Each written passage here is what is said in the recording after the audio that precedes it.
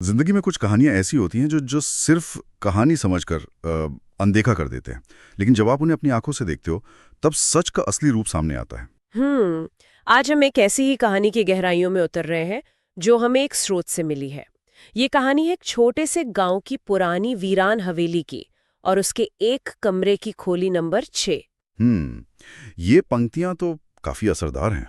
और ये सच है, ऐसी कहानियां सिर्फ डराने के लिए नहीं होती। अक्सर ये किसी अनदेखे छुपे हुए सच की तरफ इशारा करती हैं, जैसा स्रोत में कहा गया है। हाँ, जैसे कोई चेतावनी हो। बिल्कुल। ये लोक कथाएं, किंवदंतियां, ये हमारे समाज के डरों को, किसी जगह के इतिहास को दर्शाती है ना। है ना। सही कहा। तो आज का हमारा मकसद यही है, इस कहानी खोली नंबर 6 को परत दर परत समझना। हम देखेंगे कि कहानी कैसे आगे बढ़ती है, रवि का क्या होता है और इसमें ऐसा क्या खास है। हाँ, देखते हैं कि ये कहानी सिर्फ एक डरावनी कहानी है या उससे कुछ ज्यादा। चलिए पता लगाते हैं। तो कहानी का हीरो है वली, हम्म। एक नौजवान पत्रकार। हम्म। और उसकी दिलचस्पी है डरावनी कहानियों में। वो ऐसी कहानियों की खोज में रहता है।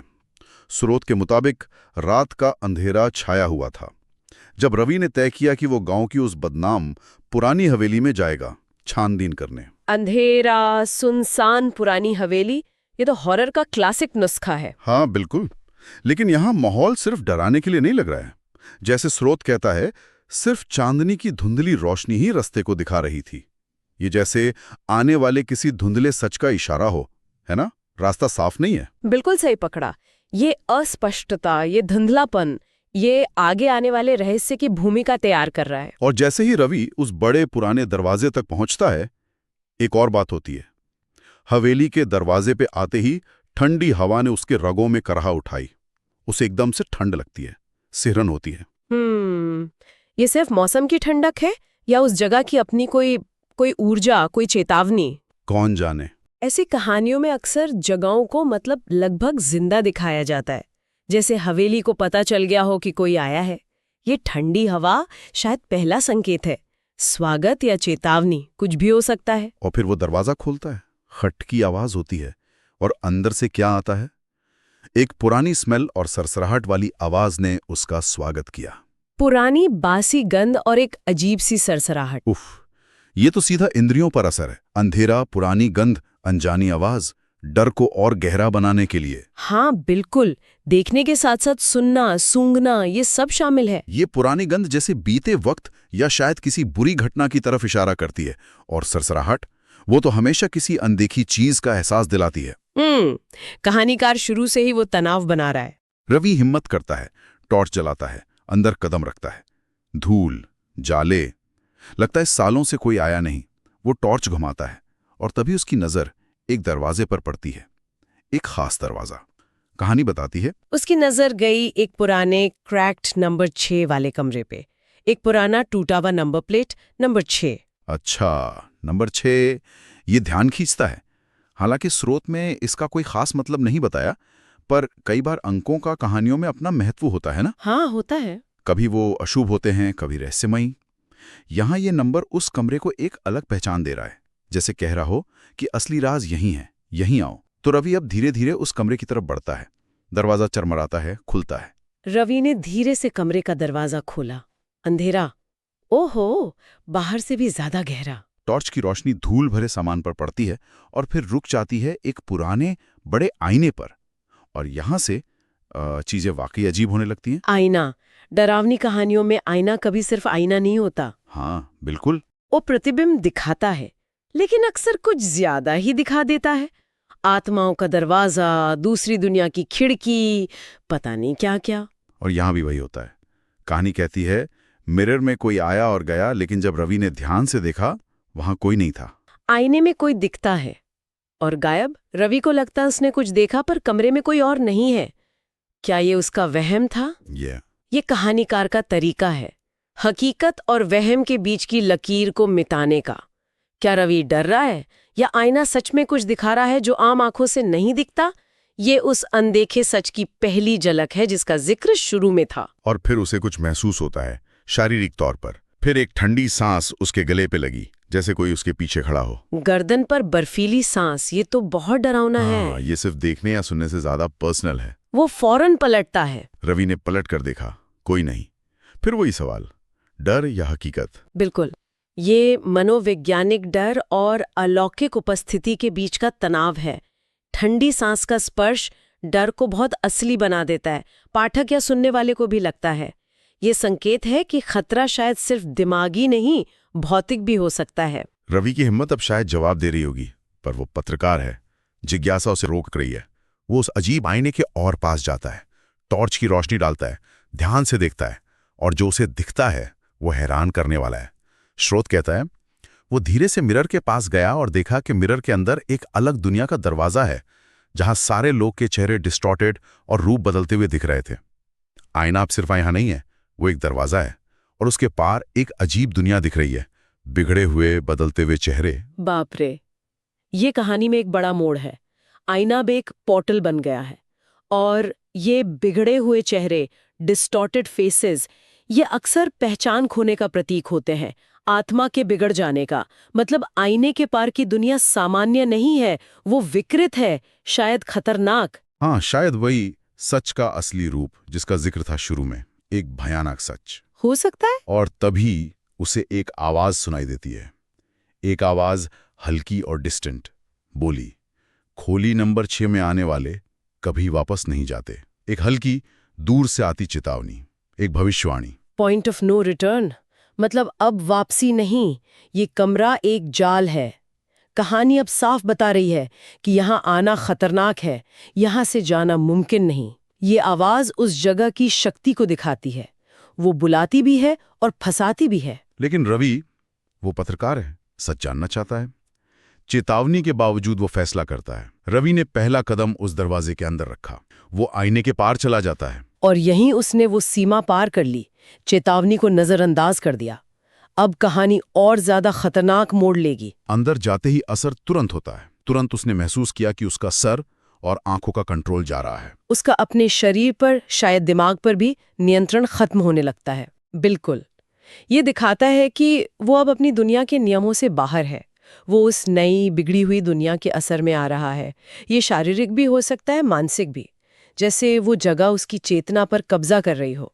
और वो दुनिया कैसी है? अजीब। वो दुनिया पुरानी और ससराहटी आवाजों से भरी थी। हर कोने में चेहरे चल रहे थे और पुरानी कहानियां घूम रही थीं। मतलब शांत नहीं है, आवाजें हैं, चलते हुए चेहरे हैं, घूमती हुई कहानियां हैं। बहुत बेचैन करने वाली जगह। ये विवरण काफी गहरे हैं। पुरानी सरसराहट वाली आवाजें, शायद पहले फंसे हुए लोगों की। चलते हुए चेहरे, शायद वो आत्माएं जिन्होंने अपनी पहचान खो दी।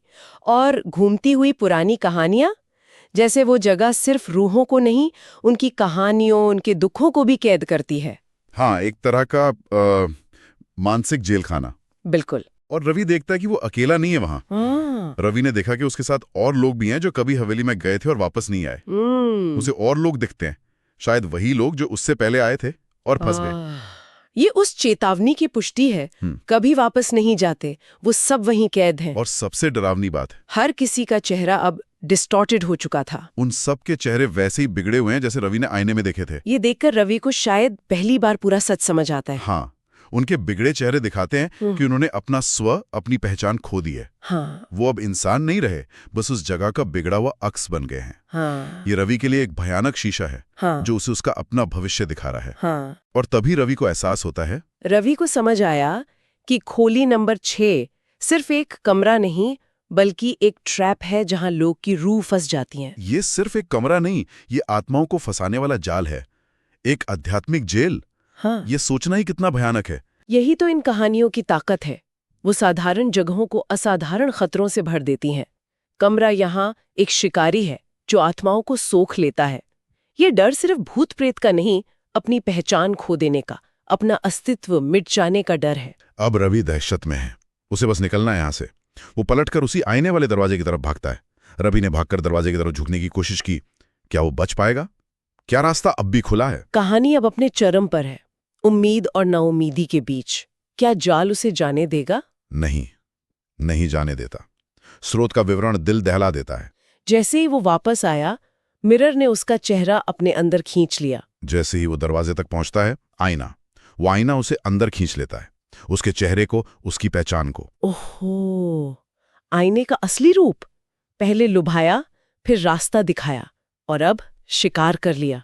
वो सिर्फ दिखाता नहीं, वो खाता है, भक्षण करता है।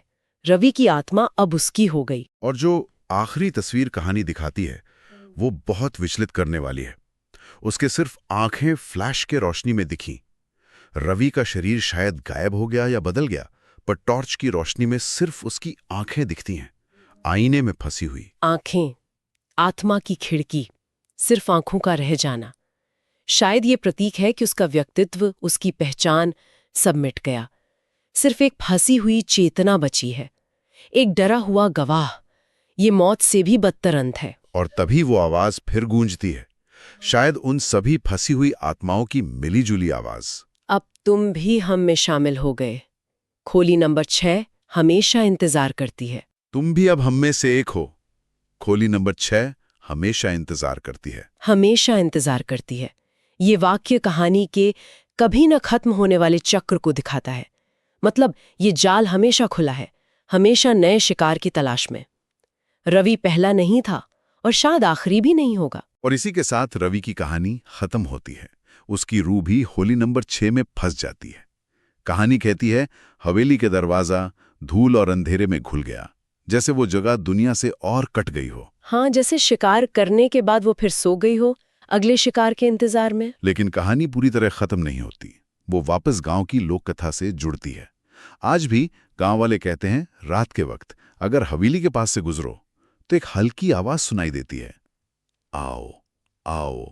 होली नंबर 6 में वो आवाज, वो बुलावा आज भी जिंदा है। ये अंत कहानी को वापस किंवदंती बना देता है।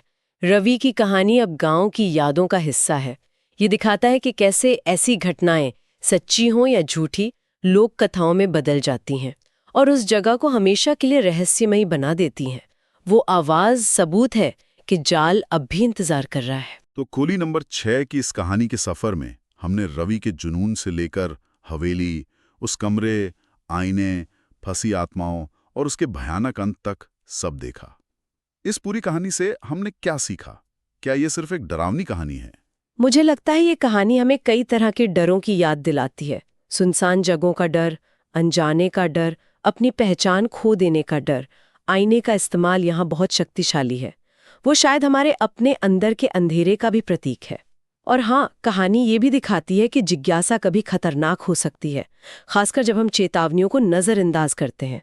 और जैसा शुरू में कहा गया था, कुछ सच तभी सामने आते हैं जब हम उन्हें खुद अनुभव करते हैं। रवि में खोली नंबर 6 का सच अपनी आत्मा से अनुभव किया। और ये हमें एक आखिरी सवाल पर लाता है। इस कहानी के आधार पर यह सोचने वाली बात है कि कुछ जगहें, जैसे ये खोली नंबर 6, क्यों यादों या ऊर्जाओं को या शायद सचमुच आत्माओं को सहेज कर रखती हुई महसूस होती हैं। ऐसा क्या है इन कहानियों और किंवदंतियों में जो उन्हें इतनी ताकत देता है कि वो वक्त के साथ खत्म होने के बजाय और गहरी होती जाती हैं?